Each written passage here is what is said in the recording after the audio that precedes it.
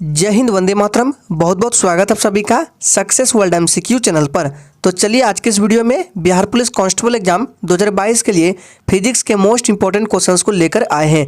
इस सेशन में फिजिक्स के लगभग 80 प्रश्नों को कराया जाएगा जो कि आपके एग्जाम के लिए अति महत्वपूर्ण है, इसलिए आप लोगों को सेशन में एंड तक बने रहना है। तो अगर आप चैनल पर पहली बार आए तो चैनल को सब्सक्राइब करके साथ में बेल आइकन को जरूर प्रेस कर लेंगे ताकि आपसे एक भी इंपॉर्टेंट सेशन मिस ना हो। तो चलिए आज के सेशन को स्टार्ट करते हैं।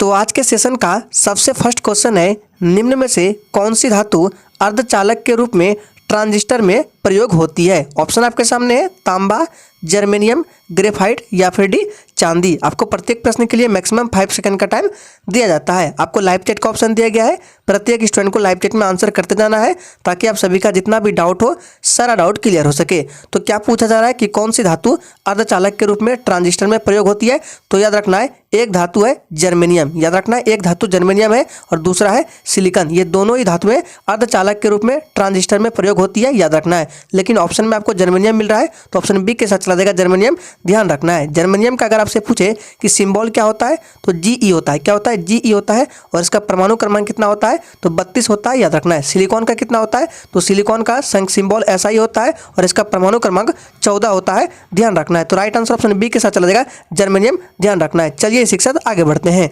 दूसरा प्रश्न आपके स्क्रीन पर है, परमाणु नाभिक के अवयव है। चलिए आंसर करेंगे। परमाणु नाभिक के अवयव कौन कौन से हैं? इलेक्ट्रॉन, प्रोटॉन, यानी कि पूछा जा रहा है कि परमाणु के नाभिक में कौन कौन से कण होते हैं।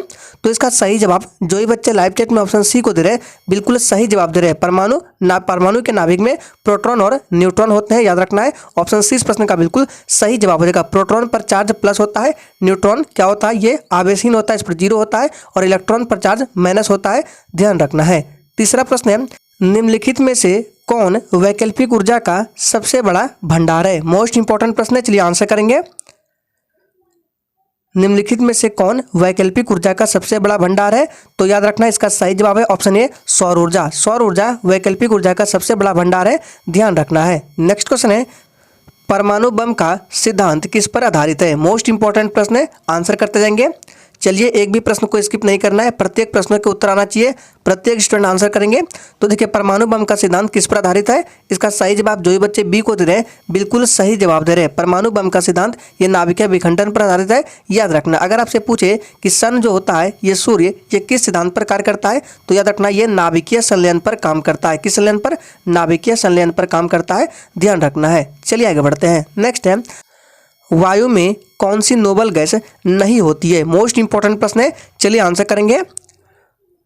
वायु में कौन सी नोबल गैस नहीं होती है? चलिए तो इसका सही जवाब है ऑप्शन डी, रेडॉन। याद रखना है जो भी बच्चे डी को दे रहे हैं बिल्कुल सही जवाब दे रहे हैं। रेडॉन जो है ये वायु में नहीं होती है, ध्यान रखना। अगर आपसे पूछे कि वायुमंडल में सबसे अधिक कौन सी गैस है तो याद रखना है नाइट्रोजन है। कौन सी गैस है? नाइट्रोजन है। कितना प्रतिशत है? तो 78% नाइट्रोजन है, याद रखना है। वही बात करें ऑक्सीजन कितना है तो वायुमंडल में ऑक्सीजन का प्रतिशत है 20.95%। आपको ऑप्शन में 21% भी मिल सकता है, दोनों को ध्यान रखना है, इंपॉर्टेंट है। अगर आपसे पूछे कि CO2 कितना है तो CO2 है 0.03% वायुमंडल में, ध्यान रखना है। तो इसका राइट आंसर ऑप्शन डी के साथ चला जाएगा रेडॉन। चलिए आगे बढ़ते हैं। नेक्स्ट है, निम्नलिखित में सबसे भारी धातु कौन सी है? चलिए आंसर करते जाएंगे। सारे प्रश्न सिलेक्टेड लिए हैं, मोस्ट इंपॉर्टेंट है, वही प्रश्न लिए गए हैं जो आपके एग्जाम में आ सकते हैं, इसलिए आप लोगों को सेशन में एंड तक बने रहना है। तो निम्नलिखित में से सबसे भारी धातु कौन सी है? तो ऑप्शन में देखिए यूरेनियम दिया गया है, ऑप्शन बी बिल्कुल सही जवाब देगा यूरेनियम। ऐसे तो सबसे भारी धातु ओस्मियम है। कौन सा है? ओस्मियम है, यहाँ पे लिख के बताते हैं, याद रखना है। सबसे भारी धातु कौन सा है? ओस्मियम है, लेकिन ऑप्शन में यूरेनियम है तो यूरेनियम आंसर हो जाएगा। नेक्स्ट है, एक सामान्य शुष्क सेल में विद्युत अपघट्य होता है। चलिए आंसर करेंगे। एक सामान्य शुष्क सेल में विद्युत अपघट्य होता है, किसका होता है? तो याद रखना है अमोनियम क्लोराइड का होता है। एक सामान्य शुष्क सेल में अमोनियम क्लोराइड का विद्युत अपघट्य होता है, ध्यान रखना है। नेक्स्ट है, डायनेमो। चलिए आंसर करेंगे, यानी कि पूछा जा रहा है डायनेमो किस ऊर्जा को किस ऊर्जा में बदलता है। और फ्रेंड्स अगर आपको ये सेशन अच्छा लग रहा है तो सभी लोग सेशन को दिल से लाइक करेंगे। तो डायनेमो क्या होता है? यांत्रिक ऊर्जा को विद्युत ऊर्जा में परिवर्तित करता है। ऑप्शन 20 प्रश्न का बिल्कुल सही जवाब हो जाएगा, ध्यान रखना है। नेक्स्ट है, विद्युत मोटर में क्या होता है? चलिए आंसर करेंगे। विद्युत मोटर में किस ऊर्जा में रूपांतरण होता है? सोच समझ कर आंसर करना है। चलिए तो 9 का राइट आंसर जो भी बच्चे सी को दे रहे हैं बिल्कुल सही जवाब दे रहे हैं। विद्युत मोटर में विद्युत ऊर्जा को यांत्रिक ऊर्जा में बदला जाता है। ऑप्शन सी इस प्रश्न का बिल्कुल सही जवाब हो जाएगा। नेक्स्ट क्वेश्चन है, विद्युत धारा निम्न में से किस उपकरण से नापी जाती है? चलिए आंसर करते जाएंगे। विद्युत धारा निम्न में से किस उपकरण से मापी जाती है? तो इसका सही जवाब जो बच्चे बी को दे रहे हैं बिल्कुल सही जवाब दे रहे हैं, एमीटर से मापी जाती है। ऑप्शन 20 प्रश्न का बिल्कुल सही जवाब हो जाएगा। ऑप्शन डी में जो है पोटेंशियोमीटर, इससे क्या किया जाता है? इससे किसी सेल का ईएमएफ का मापन किया जाता है। याद रखना है, किसी सेल का ईएमएफ का मापन किया जाता है, ध्यान रखना है। नेक्स्ट क्वेश्चन है, प्रकाश में 7 रंग होते हैं, ठीक है, रंगों को अलग अलग करने का क्या तरीका है? चलिए आंसर करेंगे। सोच समझ का आंसर करना है और सेशन के एंड में अपना अपना स्कोर जरूर देना है कि अपने कितने प्रश्न का सही सही जवाब दिए हैं। तो इसका सही जवाब हो जाएगा ऑप्शन ए, एक प्रिज्म में से रंगों को अलग अलग किया जा सकता है। ऑप्शन ए बिल्कुल सही जवाब हो जाएगा। नेक्स्ट क्वेश्चन है, यदि किसी ऐनक के लेंस की शक्ति /2 डायोप्टर है तो इसकी फोकस दूरी क्या होगी? चलिए आंसर करते जाएंगे। तो देखिए फोकस दूरी का क्या होता है, पावर का सूत्र क्या होता है? तो P बराबर होता है 1/f, याद रखना है। और फोकस दूरी जो है ये हमेशा मीटर में होता है, ध्यान रखना है। तो देखिए यहाँ पे क्या दिया गया है, ये पावर दिया गया है, 2 बराबर क्या आ जाएगा 1/f हो जाएगा। तो f का वैल्यू क्या आ जाएगा? तो f इज इक्वल टू हो जाएगा 1/2, ठीक है। तो देखिए ऑप्शन देखिए सेंटीमीटर में, तो इसको 100 से मल्टीप्लाई करना पड़ेगा। तो 2 से 100 को काटेंगे, कितना हो जाएगा 50 सेंटीमीटर। राइट आंसर सी के साथ चला जाएगा, याद रखना है 50 सेंटीमीटर, ध्यान रखना है। नेक्स्ट क्वेश्चन है, चुंबकीय सुई किस तरफ संकेत करती है? चलिए आंसर करते जाएंगे। और फ्रेंड्स इससे पहले 2010 से 2021 तक में बिहार पुलिस कांस्टेबल के एग्जाम में जितने भी हिस्ट्री के, पॉलिटी के, ज्योग्राफी के, साइंस के और हिंदी के प्रश्न पूछे गए थे, उन सभी को अलग अलग वीडियो में कवर किया गया है। सारे वीडियो का लिंक आपको वीडियो के डिस्क्रिप्शन बॉक्स में मिल जाएगा, जाकर सभी वीडियो को देख लीजिए। तो देखिए चुंबकीय सुई किस तरफ संकेत करती है? तो उत्तर दिशा की तरफ। ऑप्शन सी बिल्कुल सही जवाब हो जाएगा, ध्यान रखना है। नेक्स्ट है, निम्न तत्वों में से किसमें न्यूट्रॉन नहीं होता है? सोच समझ का आंसर करना है। निम्न तत्वों में से किसमें न्यूट्रॉन नहीं होता है? तो इसका सही जवाब क्या हो जाएगा? ऑप्शन सी के साथ चला जाएगा, हाइड्रोजन में। याद रखना है, हाइड्रोजन में न्यूट्रॉन नहीं होता है। हाइड्रोजन का सिंबल क्या होता है? H होता है। परमाणु क्रमांक की बात करें तो 1 होता है। और हाइड्रोजन के कितने समस्थानिक होते हैं, यह भी एग्जाम में पूछ सकता है। तो 3 समस्थानिक होते हैं। कितने? 3 समस्थानिक होते हैं। कौन कौन से? देखिए, तो पहला होता है H11, इसको बोला जाता है प्रोटियम। दूसरा होता है H12, इसको बोला जाता है ड्यूट्रियम, ठीक है। और तीसरा होता है H13, इसको क्या बोला जाता है? ट्राइटियम बोला जाता है, ध्यान रखना है। चलिए आगे बढ़ते हैं। नेक्स्ट है, एंगस्ट्रम किसकी इकाई है? मोस्ट इंपॉर्टेंट प्रश्न है, चलिए आंसर करेंगे। और फ्रेंड्स आज के सेशन में फिजिक्स से रिलेटेड जितने भी क्वेश्चंस बनते हैं जो कि आपके एग्जाम में पूछे जाते हैं, उन सभी को कवर किया गया है। इसलिए आप लोगों को बिल्कुल भी सेशन को स्किप नहीं करना है, पूरा सेशन को देखना है। तो एंगस्ट्रम किसकी इकाई है? इसका सही जवाब जो बच्चे ए को दे रहे हैं बिल्कुल सही जवाब दे रहे हैं, तरंग दैर्घ्य की इकाई है। अगर आपसे पूछ लिया जाए कि एक एंगस्ट्रम बराबर कितना मीटर होता है, तो याद रखना है एक एंगस्ट्रम बराबर 10⁻⁻10 मीटर होता है, ध्यान रखना है। पूछ सकता है आपके एग्जाम में, ध्यान रखना है। एक एंगस्ट्रम बराबर 10⁻⁻10 मीटर। नेक्स्ट है, आवृत्ति को मापा जाता है। चलिए आंसर करेंगे, आवृत्ति को किसमें मापा जाता है? सोच समझ का आंसर करना है।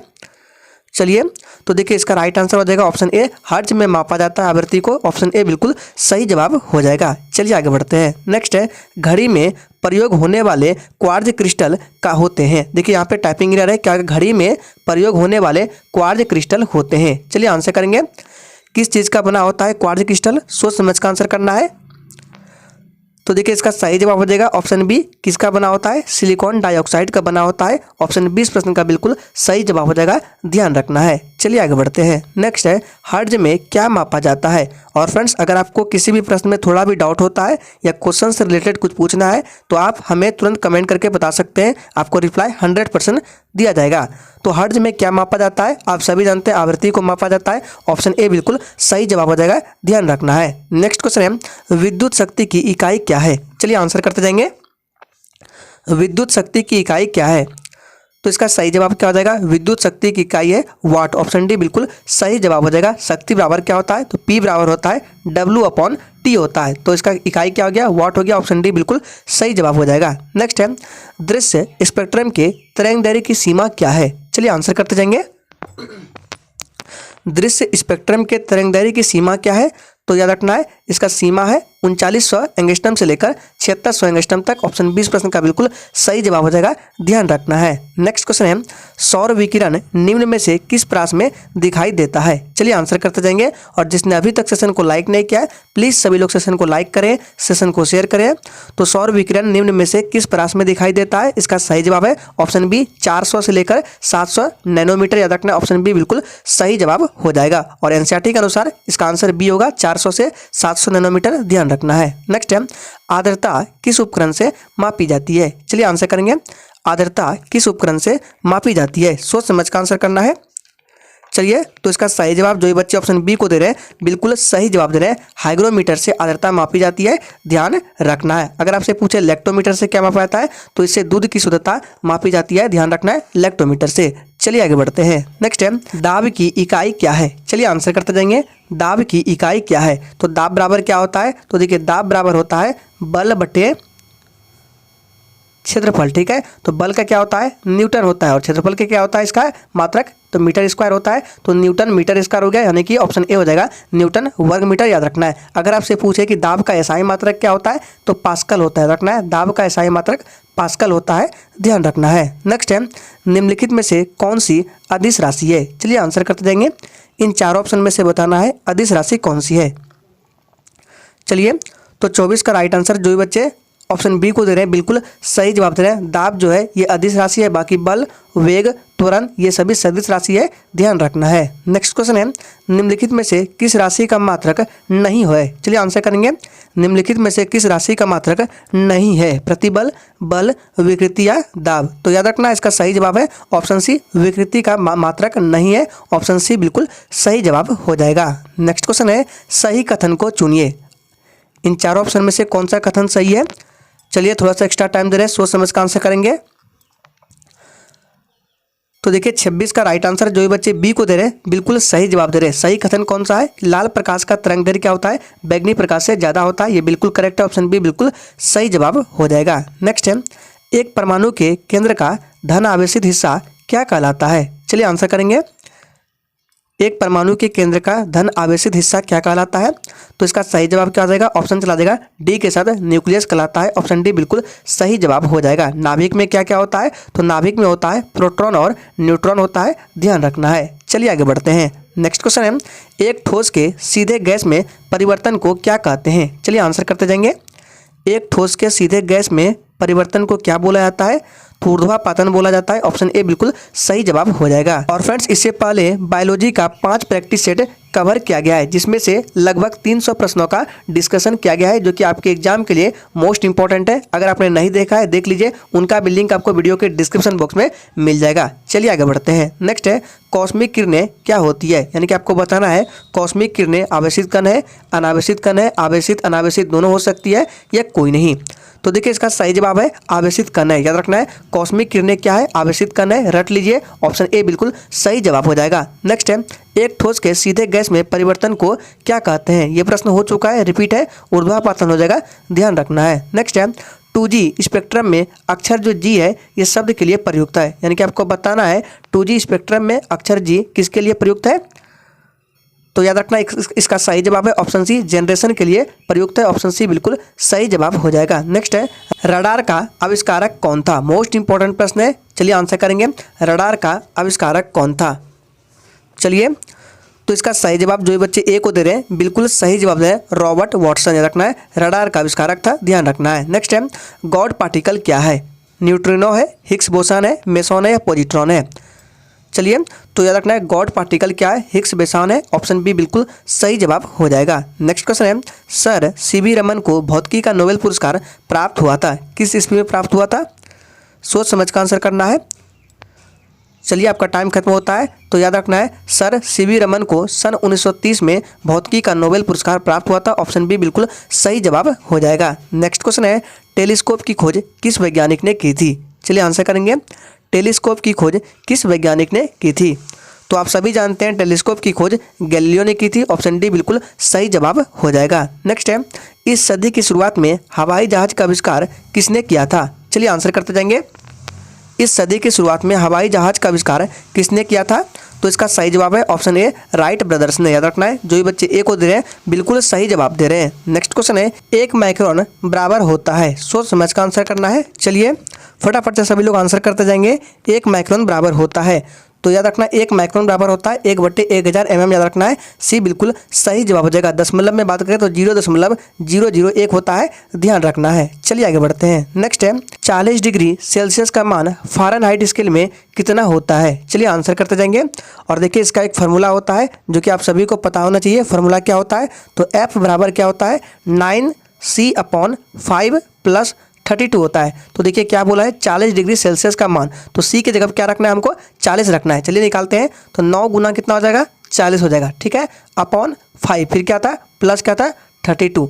तो 5 से 40 को काटेंगे 8 हो जाएगा, 8 गुना 9 करेंगे कितना हो जाएगा 72 हो जाएगा। तो 72 में हमको कितना ऐड करना है 32 ऐड करना है। तो क्या हो जाएगा इसका राइट आंसर, तो इसका राइट आंसर हो जाएगा 2 2 4 और 7 3 10 यानी कि 104 डिग्री फ़ारेनहाइट हो जाएगा। ऑप्शन ए बिल्कुल सही जवाब हो जाएगा। आप लोग इस फार्मूला को नोट डाउन कर लीजिए। फिर से लिखते हैं एफ बराबर क्या होता है, याद रखना है 9c/5 + 32, इससे आप निकाल सकते हैं, ध्यान रखना है। नेक्स्ट क्वेश्चन है क्रोमेटोग्राफी की तकनीक का प्रयोग होता है। चलिए आंसर करेंगे, किस चीज़ में इसका यूज होता है क्रोमेटोग्राफी का। चलिए तो इसका सही जवाब क्या है, इसका राइट आंसर ऑप्शन चला देगा किसके साथ, डी के साथ चला जाएगा। एक मिश्रण से पदार्थों को अलग करने में होता है, ऑप्शन डी बिल्कुल सही जवाब है। नेक्स्ट क्वेश्चन है लोलक की कालावधि किस पर निर्भर करती है, सोच समझ का आंसर करना है।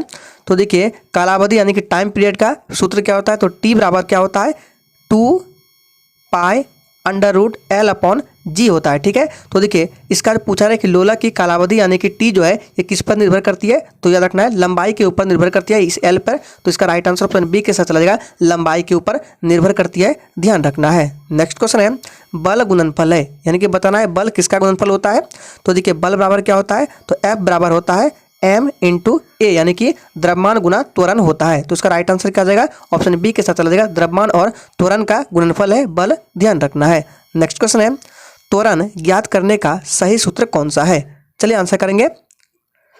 तो देखिए v बराबर क्या होता है, तो आप सभी जानते हैं v बराबर होता है u + at होता है। तो क्या पूछा जा रहा है यहाँ पे त्वरण ज्ञात करने के लिए, यानी कि a का वैल्यू पूछा जा रहा है। तो at बराबर अगर निकालेंगे इधर कर देंगे तो v - u हो जाएगा, ठीक है। u नहीं होगा, u - v नहीं होगा क्योंकि at इधर के माइनस का सिंबल नहीं दिए हैं, तो v - u हो जाएगा। तो हमको a बराबर निकालना है, तो क्या हो जाएगा v - u/t हो जाएगा, ठीक है। तो राइट आंसर इसका किसके साथ चला जाएगा, ए के साथ चला जाएगा। याद रखना है a बराबर v - u/t, ये त्वरण ज्ञात करने का सही सूत्र है, ध्यान रखना है। नेक्स्ट है निम्नलिखित में कौन सी राशि सदिश नहीं है। चलिए आंसर करते जाएंगे। और जिसने अभी तक सेशन को लाइक नहीं किया है, अगर आपको इस सेशन अच्छा लग रहा है तो प्लीज़ सभी लोग सेशन को दिल से लाइक करें, सेशन को शेयर करें। तो निम्नलिखित में से कौन सी राशि सदिश नहीं है, इसका सही जवाब है ऑप्शन डी, याद रखना आयतन, ये सदिश नहीं है। बाकी विस्थापन, वेग, बल ये सभी सदिश है, ध्यान रखना है। नेक्स्ट है पदार्थ के संवेग और वेग के अनुपात में कौन सी भौतिक राशि प्राप्त की जाती है। चलिए आंसर करेंगे।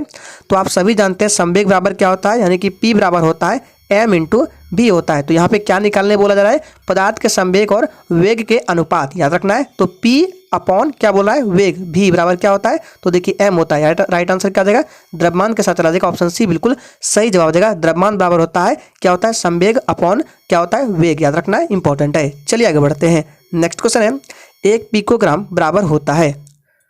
चलिए 1 पिको किसके ग्राम, कितने ग्राम के बराबर होता है, तो इसका सही जवाब आप सभी जानते हैं 10⁻⁻12 ग्राम की, ऑप्शन सी बिल्कुल सही जवाब हो जाएगा, ध्यान रखना है। नेक्स्ट है 1 किलोमीटर दूरी का तात्पर्य क्या है, बहुत ही इजी प्रश्न है।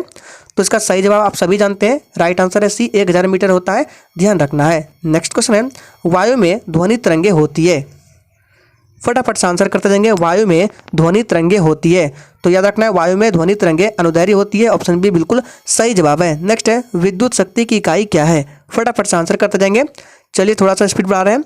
विद्युत शक्ति की इकाई क्या है, इसका सही जवाब है वाट, याद रखना है विद्युत शक्ति की इकाई वाट होता है, ऑप्शन डी बिल्कुल सही जवाब है। नेक्स्ट है टरबाइन एवं डायनेमो से बिजली प्राप्त करने में किस ऊर्जा को विद्युत ऊर्जा में परिवर्तित करते हैं, सोच समझ कर आंसर करना है। यह प्रश्न आपके एग्जाम के लिए मोस्ट इंपॉर्टेंट है।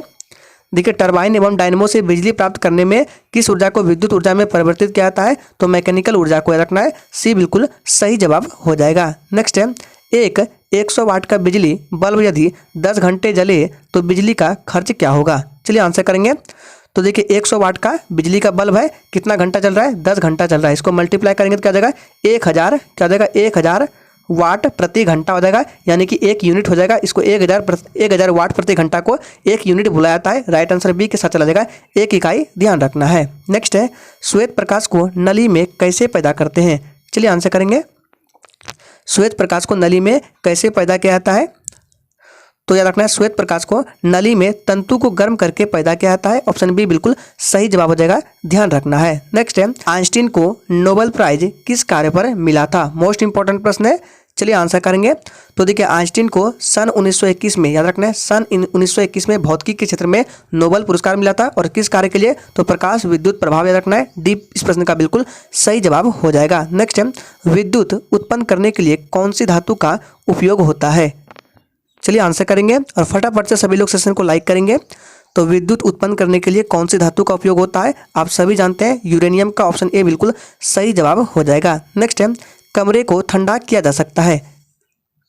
चलिए आंसर करेंगे, कमरे को ठंडा किया जा सकता है। तो इसका सही जवाब है ऑप्शन बी, संपीड़ित गैस को छोड़ने से कमरे को ठंडा किया जा सकता है। ऑप्शन बी बिल्कुल सही जवाब है। नेक्स्ट है आमतौर पर सुरक्षा फ्यूज लगाने के लिए प्रयोग होने वाला तार किस पदार्थ का बना होता है। चलिए आंसर करते जाएंगे।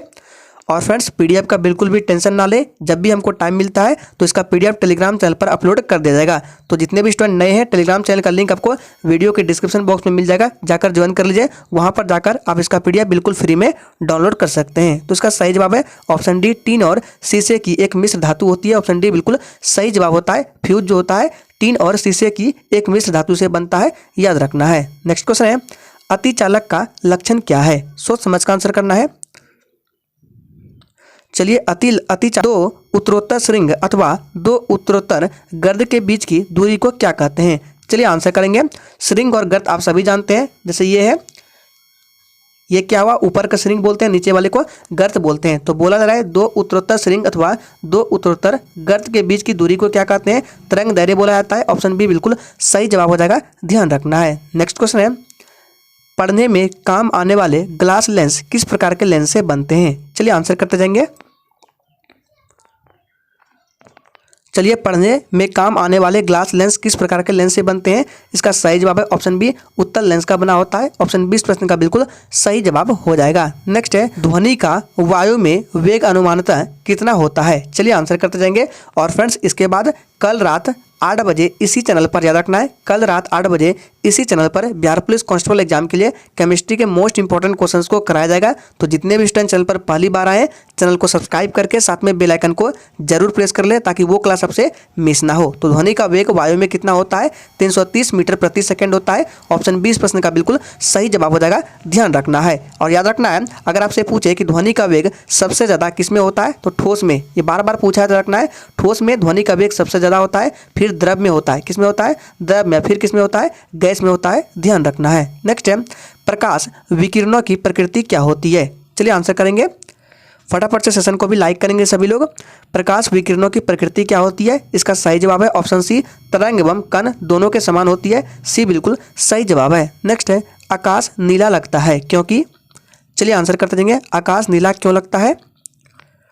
तो देखिए इसका रीजन क्या है, लघु तरंग दीर्घ तरंगों की अपेक्षा वायुमंडल द्वारा अधिक प्रकीर्ण होता है, इसीलिए आकाश नीला लगता है। ऑप्शन ए बी इस प्रश्न का बिल्कुल सही जवाब हो जाएगा, ध्यान रखना है। नेक्स्ट क्वेश्चन है पानी का घनत्व अधिकतम कब होता है, यानी कि आपको बताना है पानी का घनत्व किस पर अधिकतम होता है।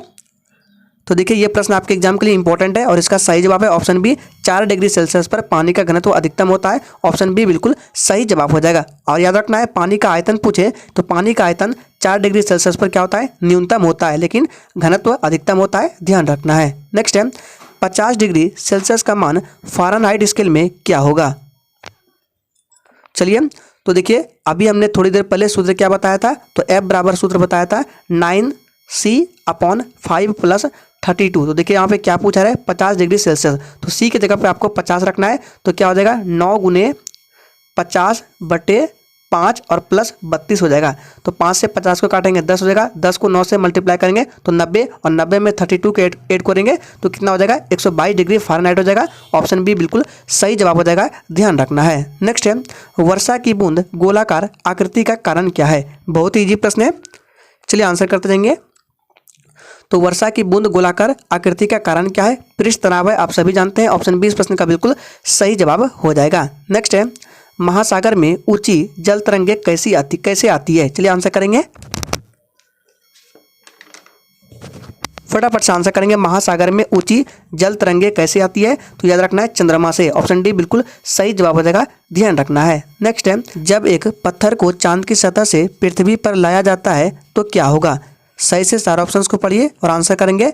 और फ्रेंड्स याद रखना है, डेली सुबह 5 बजे बिहार पुलिस कांस्टेबल एग्जाम के लिए 1 लाइनर स्टैटिक जीके का क्लास चलता है, तो सभी को क्लास करना इंपॉर्टेंट है। तो देखिए, जब एक पत्थर को चांद की सतह से पृथ्वी पर लाया जाता है तो क्या होगा? इसका सही जवाब है ऑप्शन बी। जो ये बच्चे बी को दे रहे हैं बिल्कुल सही जवाब दे रहे हैं। इसका भार बदल जाएगा परंतु द्रव्यमान नहीं बदलेगा। याद रखना है, किसी भी चीज़ का द्रव्यमान नहीं बदलता है, उसका भार भले बदल जाता है, याद रखना है। नेक्स्ट क्वेश्चन है, सौर ऊर्जा निम्न में से किससे प्राप्त होती है? सौर ऊर्जा निम्न में से किससे प्राप्त होती है? तो इसका सही जवाब क्या आ जाएगा? ऑप्शन चला देगा सी के साथ, सूर्य से प्राप्त होती है, याद रखना है। नेक्स्ट है, सूर्य पर ऊर्जा का निर्माण होता है। चलिए, सूर्य पर ऊर्जा का निर्माण किसके द्वारा होता है? तो याद रखना है नाभिकीय संलयन द्वारा होता है। सूर्य पर ऊर्जा का निर्माण नाभिकीय संलयन द्वारा होता है। ऑप्शन बी बिल्कुल सही जवाब हो जाएगा। नेक्स्ट है, प्रथम भारतीय उपग्रह आर्यभट्ट कब छोड़ा गया था? इंपॉर्टेंट प्रश्न, आंसर करेंगे। प्रथम भारतीय उपग्रह आर्यभट्ट कब छोड़ा गया था? इसका सही जवाब है 19 अप्रैल 1975 को। ऑप्शन बी बिल्कुल सही जवाब हो जाएगा, 19 अप्रैल 1975 को। नेक्स्ट है, वर्ष दीर्घतम होता है प्लूटो पर, गुरु पर, नेपच्यून पर या पृथ्वी पर? तो देखिए, वर्ष जो दीर्घतम होता है ये प्लूटो पर होता है। ऑप्शन ए बिल्कुल सही जवाब हो जाएगा। नेक्स्ट है, सूर्य के प्रकाश का धरती की सतह पर पहुंचने में लगने वाला समय लगभग कितना है? चलिए आंसर करेंगे। तो देखिए, लगभग समय जो है 8 मिनट, याद रखना है 8 मिनट 3 सेकंड का है, लेकिन ऑप्शन में नहीं दिया गया, यानी कि ऑप्शन मिसप्रिंटिंग है। तो इसका राइट आंसर क्या आ जाएगा? 8.3 मिनट, याद रखना है। चलिए आगे बढ़ते हैं। नेक्स्ट है, सूर्य का प्रकाश पृथ्वी पर पहुंचता है। चलिए आंसर करेंगे। तो 72 का राइट आंसर ऑप्शन सी के साथ चला जाएगा, 8 मिनट में पहुंचता है। ऑप्शन सी बिल्कुल सही जवाब हो जाएगा, ध्यान रखना है। नेक्स्ट है, सौरमंडल का सबसे बड़ा ग्रह कौन है? चलिए आंसर करेंगे। सौरमंडल का सबसे बड़ा ग्रह कौन है? तो याद रखना है सौरमंडल का सबसे बड़ा ग्रह बृहस्पति है, याद रखना। अगर आपसे पूछे कि सौरमंडल का सबसे गर्म ग्रह कौन है, तो शुक्र ग्रह है। शुक्र ग्रह सौरमंडल का सबसे गर्म ग्रह है। शुक्र ग्रह जो है ये पृथ्वी के सबसे नज़दीक भी है, याद रखना। अगर आपसे पूछे कि सूर्य से सबसे नज़दीक कौन है, तो बुध। कौन सा है? बुध जो है ये सूर्य से सबसे नज़दीक है। लाल ग्रह कौन है? मंगल ग्रह है, याद रखना है। तो सभी पॉइंट्स को याद रखना इंपॉर्टेंट है। नेक्स्ट है, निम्नलिखित में से कौन एक कंप्यूटर का भाषा नहीं है? निम्नलिखित में से कौन एक कंप्यूटर का भाषा नहीं है? तो देखिए, ये जो ऑप्शन सी में है फास्ट, ये कंप्यूटर का भाषा नहीं है। सी बिल्कुल सही जवाब हो जाएगा। नेक्स्ट क्वेश्चन है, निम्न में से कौन सी धातु रोशनी के बल्बों में फिलामेंट के रूप में प्रयोग होती है? ये आज के सेशन का आखिरी प्रश्न है। तो जिसने अभी तक सेशन को लाइक नहीं किया है, प्लीज़ सभी लोग सेशन को लाइक करेंगे। अगर आपको सेशन अच्छा लगा है तो ही लाइक करना है। तो निम्न में से कौन सी धातु रोशनी के बल्बों में फिलामेंट के रूप में प्रयोग होती है? आप सभी जानते हैं टंगस्टन। ऑप्शन डी बिल्कुल सही जवाब हो जाएगा। इसका सिंबल डब्ल्यू होता है। परमाणु क्रमांक कितना होता है? 74 होता है। और अगर आपसे पूछे कि टंगस्टन का गलनांक कितना होता है, तो 3422 डिग्री सेल्सियस पर इसका गलनांक है, याद रखना है। तो आज के सेशन में फिजिक्स से लगभग आपको 75 इंपॉर्टेंट प्रश्नों को कराया गया, जो कि आपके एग्जाम के लिए मोस्ट इंपॉर्टेंट रहेगा। तो आज के लिए इतना ही, तब तक के लिए जय हिंद।